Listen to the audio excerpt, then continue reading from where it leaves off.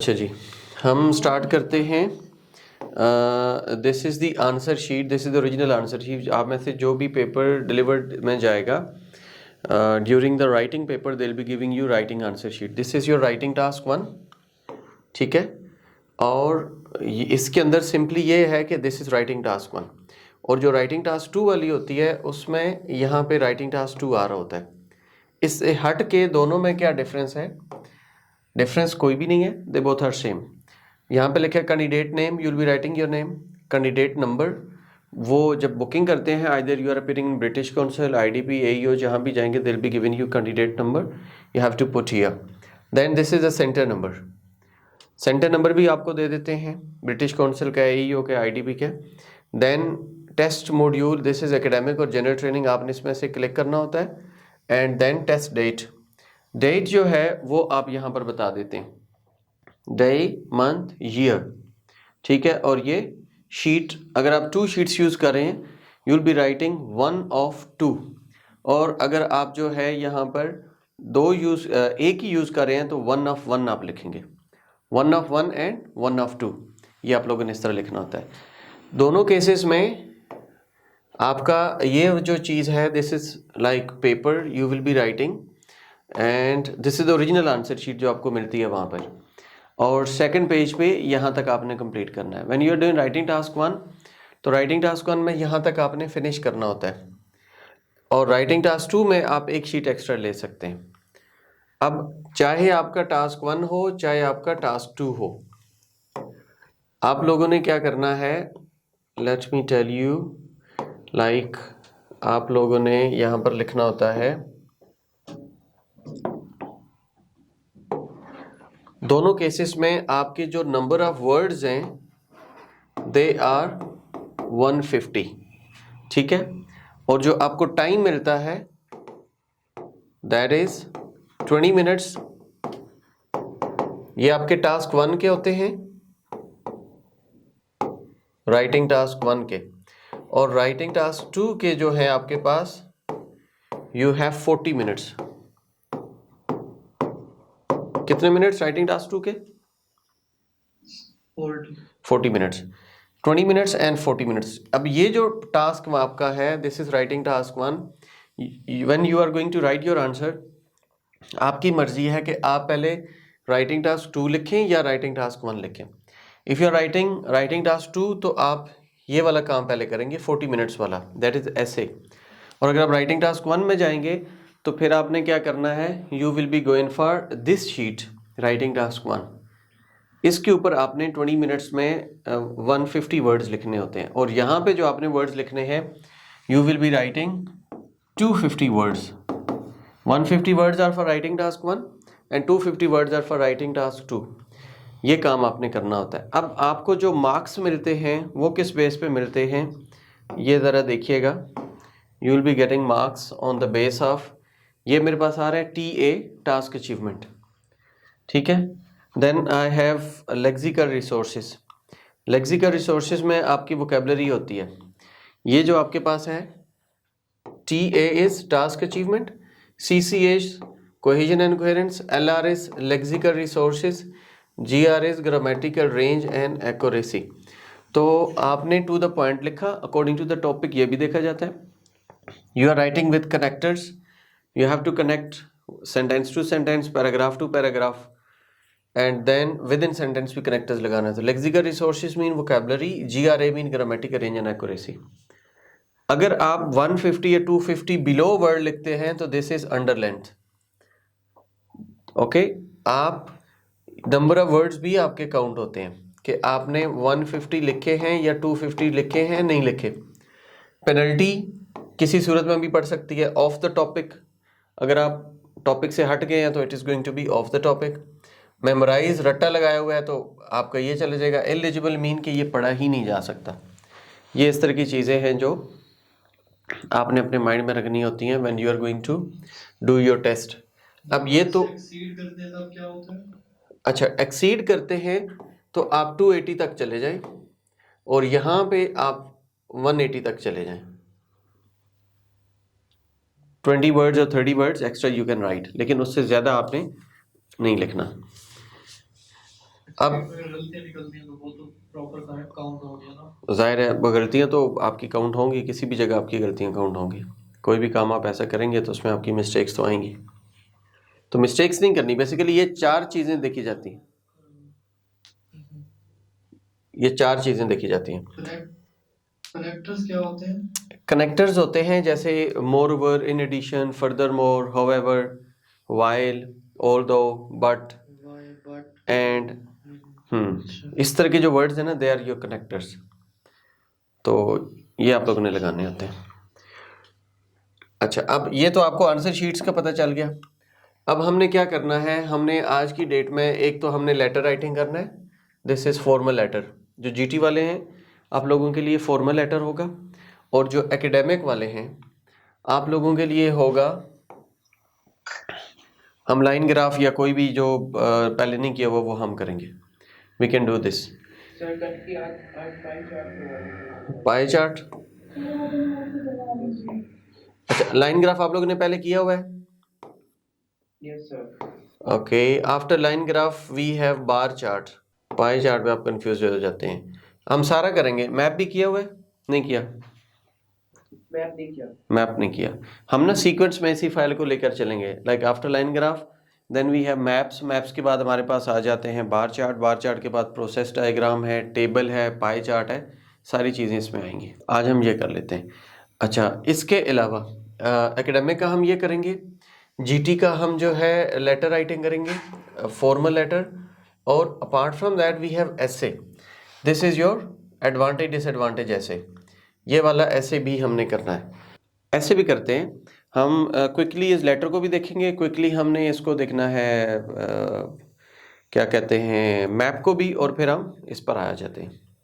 For 15 minutes we will be looking at letter, then 15 minutes हम देखेंगे map को, और 30 मिनट्स हम ऐसे पे आ जाएंगे। ओके, इसके बाद हम चलते हैं टूवर्ड्स लेटर राइटिंग। पहले हम सबसे पहले इसको देख लेते हैं। राइटिंग लेटर में आपने क्या करना है कि you eat at your college cafeteria at lunch time every day. आप खाना खाते हैं अपने कैफेटेरिया में, लंच करते हैं। तो क्या होता है, कॉलेज कैफेटेरिया की बात हो रही है।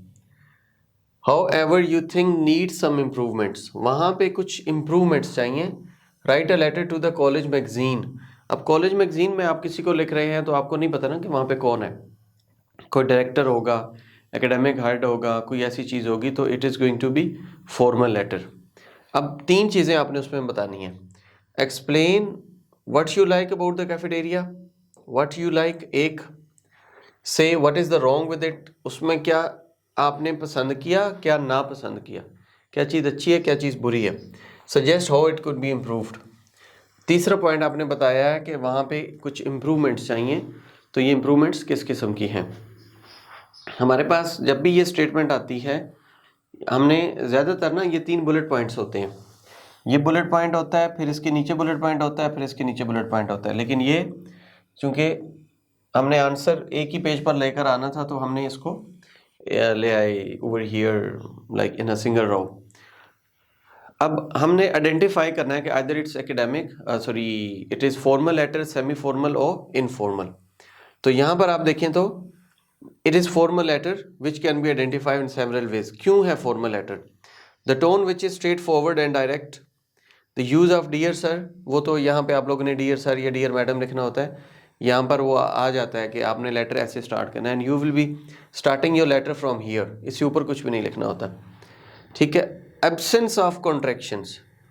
कॉन्ट्रैक्शंस मीन के जैसे आर नॉट को हम आंट लिखते हैं लाइक दिस, तो इस तरीके से हमने करना है। Then the use of formal expressions, जैसे कि I am writing in connection with. ये आप लोगों ने जब ऐसे लेटर स्टार्ट करना है, you will be starting like this, I am writing this letter in connection with. तो ये आपकी फॉर्मेलिटी को शो करता है। Then closing salutation yours faithfully, and आपका योर्स फेथफुली पे चले जाएगा। जब भी आपका फॉर्मल लेटर होता है तो बिगनिंग कहाँ से होती है? Dear sir.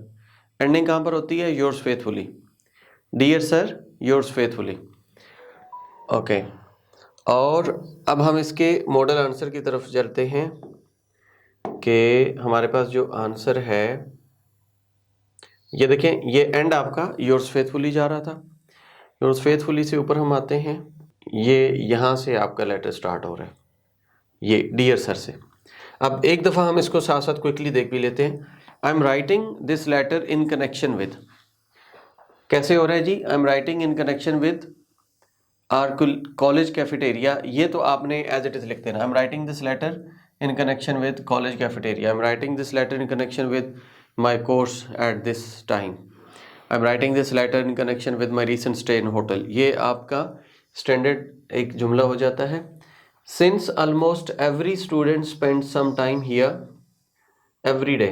Since almost every student spends some time here every day, I believe it is in everyone's best interest to find ways to improve the quality of this central eatery. मतलब क्या हुआ? अब यहाँ पे देखें cafeteria को उन्होंने central eatery भी कहा है। यहाँ तक ये बात हुई है क्योंकि मैं यहीं पे खाना खाता हूँ, लंच करता हूँ, ब्रेकफास्ट करता हूँ, डिनर करता हूँ और सारी दुनिया यहीं पे आती है और सब दुनिया का यहाँ पे एक फोकस होता है। तो क्या हुआ कि the cafeteria itself is modern spacious.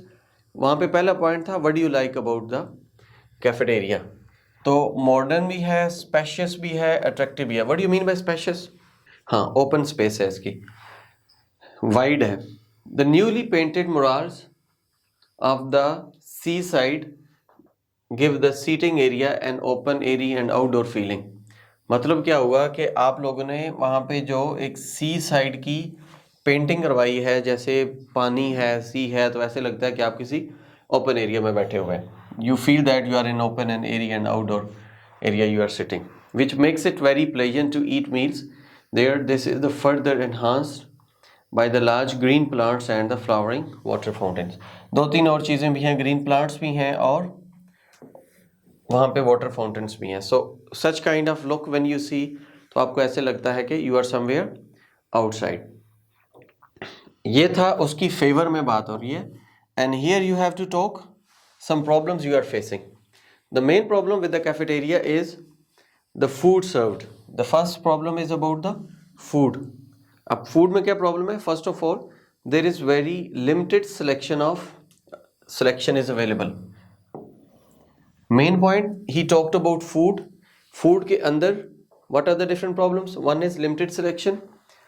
Each day offers up only standard North American fare of hamburgers. अब यहाँ पे आप जो है ना एशियन फूड भी बता सकते हैं कि हर रोज़ ये होता है। क्या होता है जी? आपके पास रिफ्रेशमेंट है, आपके पास चिकन है, आपके पास नान रोटी है, whatever you want talk about, and French fries we have here as well.